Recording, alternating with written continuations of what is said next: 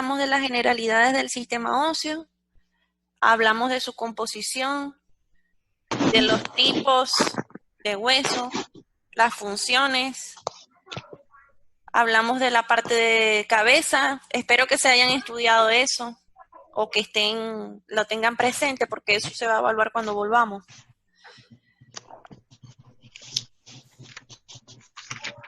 Esperemos que volvamos.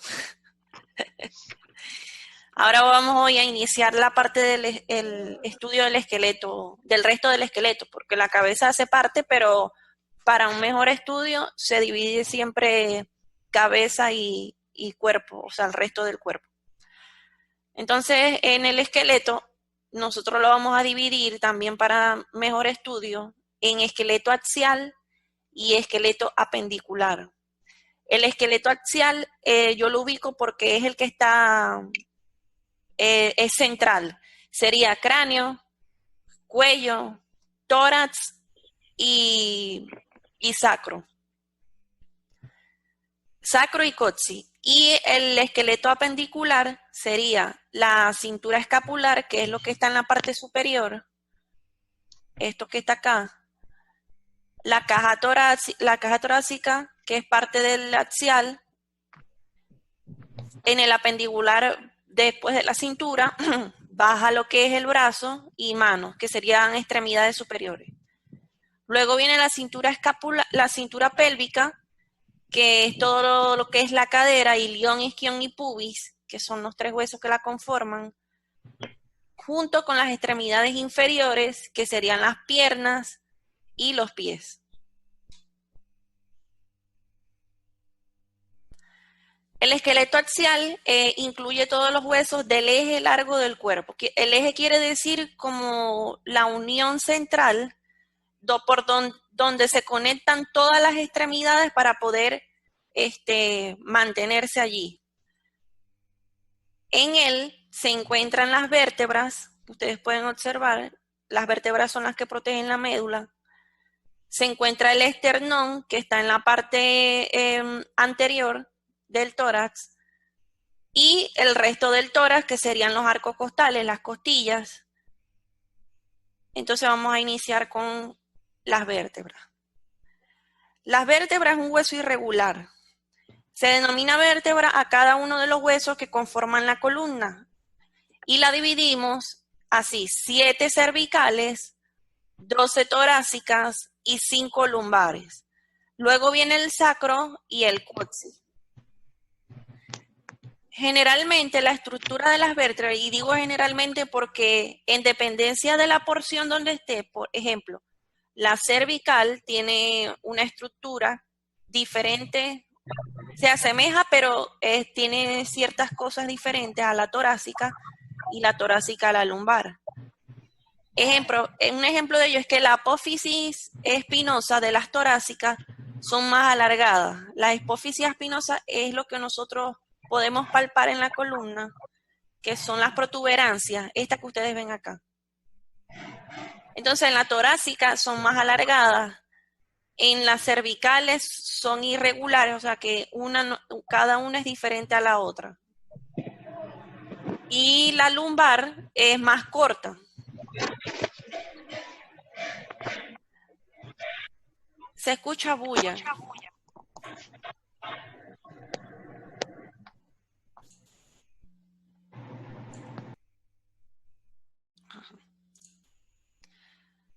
Entonces, acá ustedes pueden observar la estructura de la vértebra, que sería el cuerpo, lo que está aquí en el centro.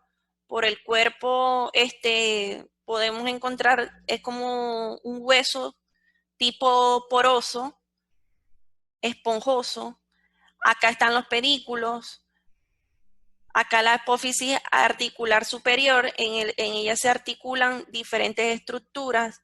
Está la lámina, el foramen vertebral, que está acá, y la apófisis espinosa transversa. Entonces existe una transversa y una espinosa, que es la que está central y es la que nosotros podemos palpar al momento de tocar al paciente. Miren, es importante diagnosticar alteraciones en la columna vertebral en los pacientes, porque los pacientes que tienen alteraciones como rotación o desviación, que serían la escoliosis, tienden a presentar mayormente problemas de salud, pero así también problemas estéticos. Un ejemplo de ello es la celulitis. ¿Por qué un paciente así tiene mayor incidencia? Porque primero son personas que realizan menos ejercicio, evitando el dolor. Y segundo, tienen alteraciones en la postura y las alteraciones en la postura me puede traer alteraciones a nivel de circulación y cuando ustedes vean celulitis van a ver que la afectación en la circulación me puede producir este tipo de patología. Señor, una pregunta, ¿y las personas que tienen desgaste de cadera? Sí, pero cuando lleguemos allá, el desgaste de cadera también es un riesgo. La persona que tiene, eso se llama artrosis de cadera. La persona Ajá. que tenga artrosis de cadera obviamente se ve un poco limitada en la parte de ejercicios, pacientes que presentan dolores recurrentes, no deben realizar fuerza o levantar cosas pesadas. Oh, Dime. sí, claro. Ajá, No, así es. ajá. Entonces Sí quedó claro. ya sabemos que en la columna vertebral está conformada por vértebras. Entre cada vértebra hay un anillo de cartílago, que eso ya lo vamos a ver cuando veamos el resto del sistema articular. Pero bueno, para mencionarles, en cada uno hay un disco cartilaginoso que la mantiene móvil, porque si todas estas vértebras se fusionaran, o sea, no tuviesen entre ellas un cartílago, primero no pudiesen ejercer el movimiento. Y segundo es que en cada una de ellas sale una terminación nerviosa que me va a llevar un impulso nervioso a las diferentes estructuras, bien sea las articulaciones, bien sea los órganos internos, en el caso de las torácicas, que estas raíces nerviosas salen a la parrilla costal, en la parte lumbar salen a lo que es la parte abdominal que incluye órganos, también se distribuyen a los miembros inferiores, en cada una salen plexos. Los plexos son como unos paquetes de nervios que su función es llevar todas las vías nerviosas hacia las extremidades, pero todo lo que es sensaciones y movimientos de las extremidades se lleva diferente otra vez por esa vía para el cerebro. Quiere decir que lleva y recibe información por medio de esos plexos. Luego de las vértebras tenemos el coxis, el sacro y el coxis. Como pueden ver acá en la imagen, luego de la quinta vértebra lumbar viene lo que es la parte del sacro. El sacro tiene cinco divisiones, pero ellos no están divididos por discos articulares, sino que están fusionados. Entonces sabemos que el sacro es un hueso que no es móvil, sino que es fijo. Igualmente el coxis, que también puede que tenga un movimiento, pero está fusionado igual sus estructuras. Entonces tenemos las 5 del sacro. Acá, como pueden ver en su estructura, se encuentra el promontorio, que es la unión con las vértebras lumbares. Se encuentra también el foramen del sacro, líneas transversas, que cada uno es la división de una y otra. Luego de eso, vemos las alas, que son la parte lateral del sacro, y es importante mencionar que a través del foramen pasa el paquete vasculonervioso de esa zona.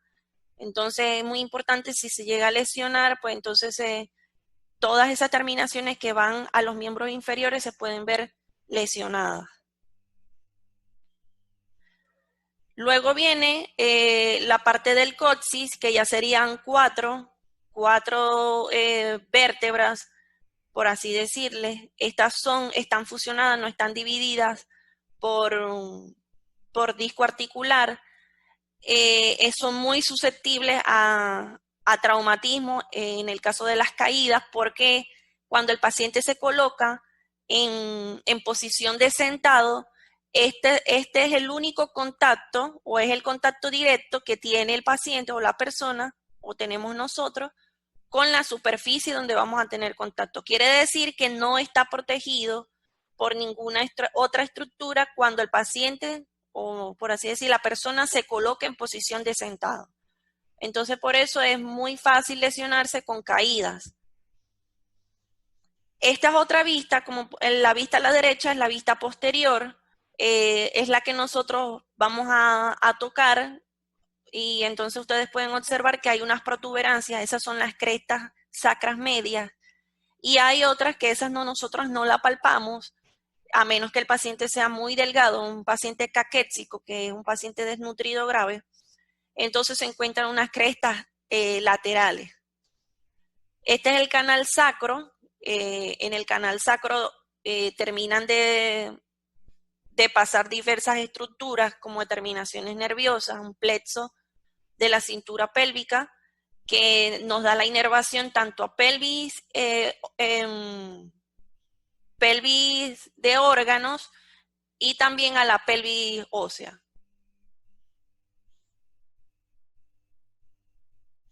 ¿Alguna duda hasta aquí?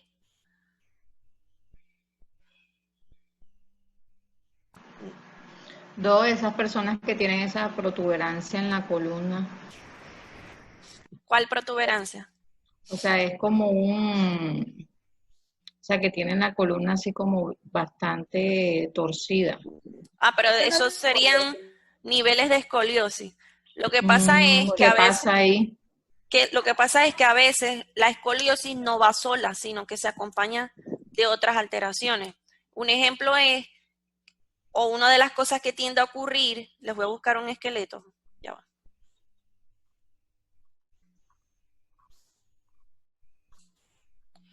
Una de las cosas que tiende a ocurrir es que en la parte ósea de la cintura pélvica, o sea, el ilión, se encuentra uno más arriba que otro. Entonces, la pelvis, ustedes la van a ver, pueden observar en esos pacientes que está una más alta que la otra.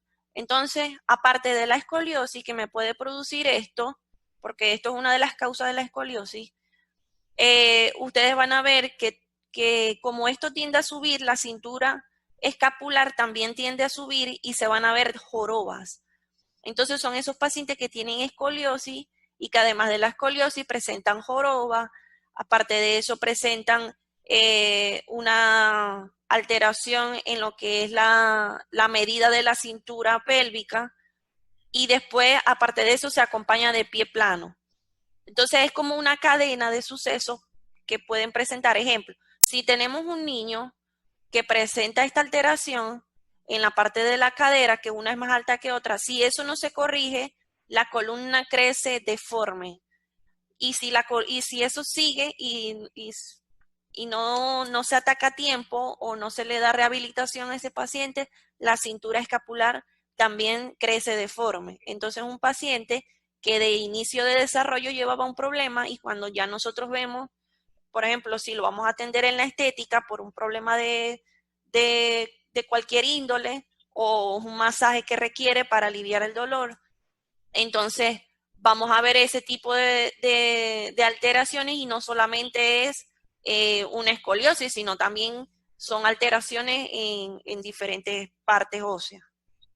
Señor, pero yo tengo una prima que tiene escoliosis y ella está doblada, pero es de la cintura de la columna, o sea, ella la parte de arriba del cuerpo, ella la tiene un poquito doblada. Uh-huh.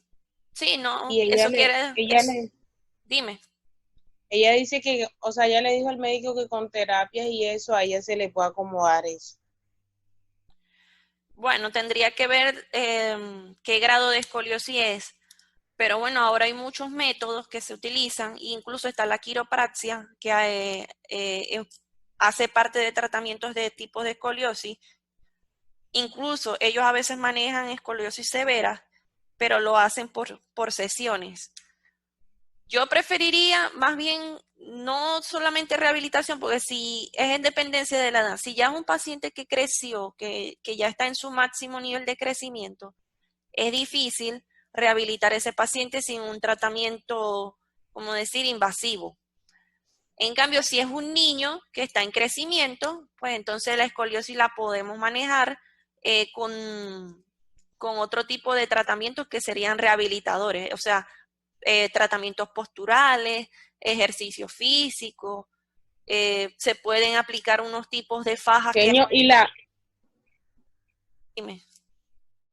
las operaciones de esas personas son riesgosas, ¿verdad? Porque a Bueno, ella le dijeron que ella con un mal procedimiento o algo mínimo podía quedar sin sí, caminar. lo que pasa es que así como yo les comentaba que en cada una sale plexos nerviosos, si en el momento de la intervención quirúrgica se llega a dañar uno de esos plexos, el paciente puede quedar con parestesia, hemiparesia, hemiplegia, paraplegia, pero tendría que ser, si ella ubica un buen profesional con un buen antecedente, pues no creo que tenga mayor riesgo. Otra cosa es que la paciente debe elegir un método que no sea mayormente invasivo. Si no es una escoliosis severa, puede ser por vía laparoscópica, que ahora se utiliza en este tipo de intervención.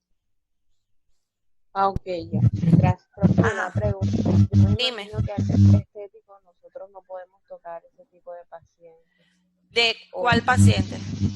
o sea, con estas anomalías en Si anatomía. nosotros tenemos un paciente con escoliosis, lo podemos manejar. Incluso otro tipo de alteraciones óseas. El problema está en que nosotros no debemos tocar ninguna articulación. O sea, si tiene una alteración.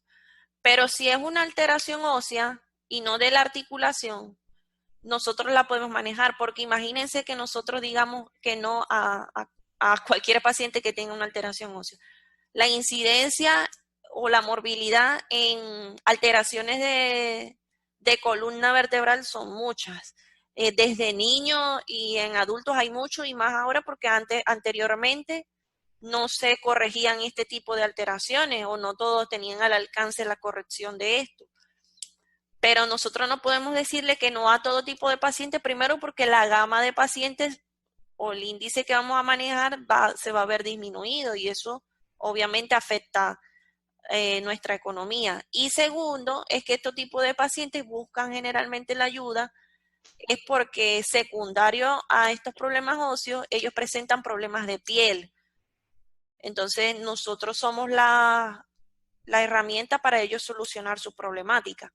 Lo que sí les aconsejo es que no trabajen sobre ninguna articulación que tenga problemas, porque, bueno, podrían agravarlo. Pero, por ejemplo, un hueso que está deforme, tú no lo vas a terminar de deformar. Claro, profe. Sí. Bueno, gracias. A la orden. Ustedes van a ver a la medida de que vayan pasando los semestres, que van a ver diferentes terapéuticas. Traten siempre de ampliar el abanico. Ejemplo, si nosotros les decimos que utilizamos un tipo de aparato para solucionar un problema de piel, investiguen si cada uno de esos aparatos pueden ayudar de manera terapéutica en alguna problemática de salud, porque eso también les puede ampliar lo que es la entrada de pacientes. Ejemplo, nosotros utilizamos aparatología y hay unos aparatos que son No, que me lo traigan porque se me volvió a son, salir la clase. son conductores de corriente, de electricidad. Y a veces las alteraciones óseas o las consecuencias que ella lleva, como son los dolores crónicos o una parálisis, puede verse en gran mejoría si nosotros utilizamos esa aparatología en este tipo de pacientes. Entonces nosotros podemos dar terapéutica del dolor. Ustedes más adelante pueden ampliar sus conocimientos, utilizarlos en otros métodos. Yo no sé por qué. Me va a cerrar la clase, creo. Bueno, vamos avanzando y... No nos conectamos otra vez dos. Ajá, sí, es que es horrible porque quieren cobrar ahora. Sí, o sea, son 40 minutos y uno después otra vez se conecta y listo. Así hacemos con la propia Tala Idioma. Ajá. Entonces, seguimos con la parte del esternón. El esternón es un hueso del tórax que conforma el tórax.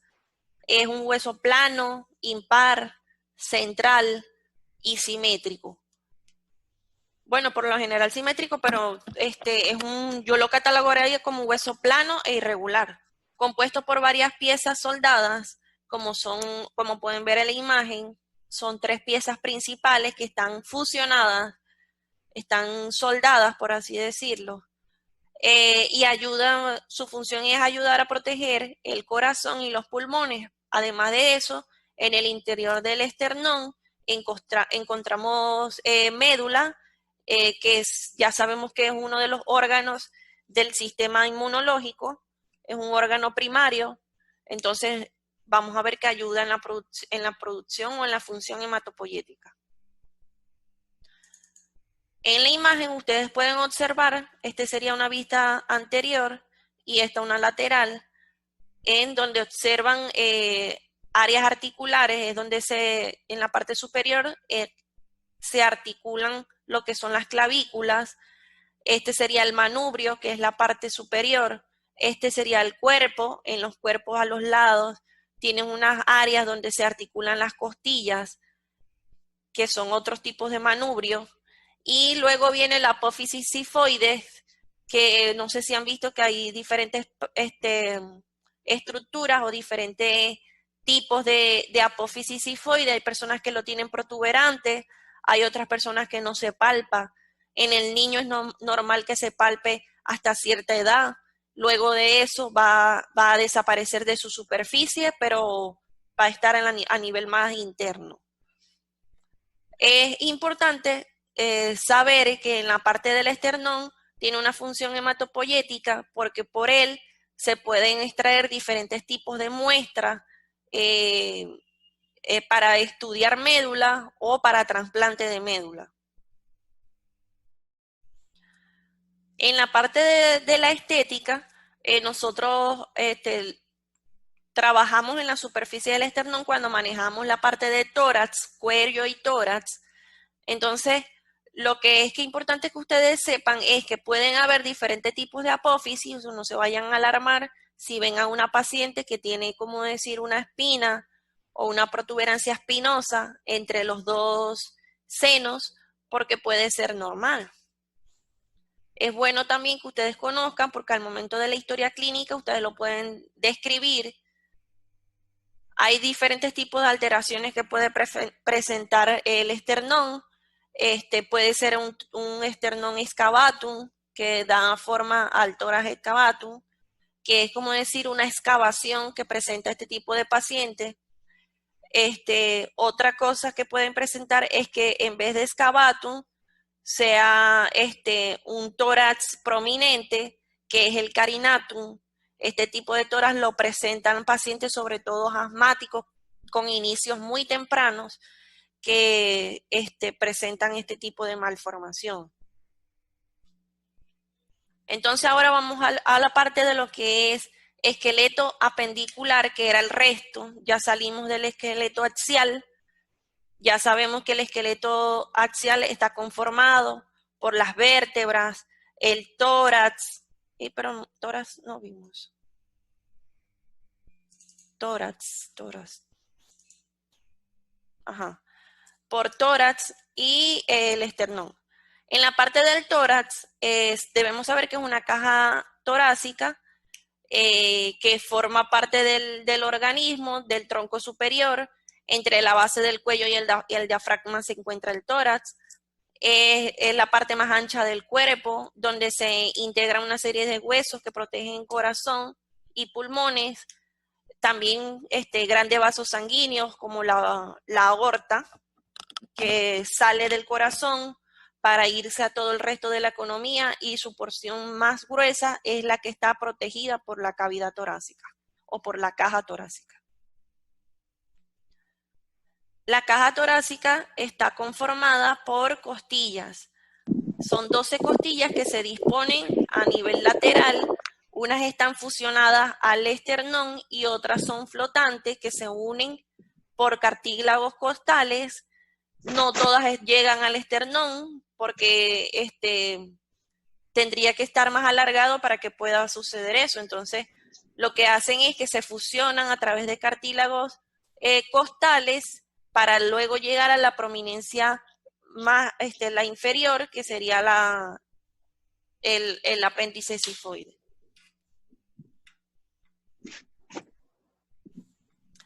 Entonces, las costillas o arcos costales son un hueso irregular, pero también se le dice hueso plano. Está conformado por cabeza, cuello y el resto del cuerpo. Tienen trabéculos, que es una carilla articular.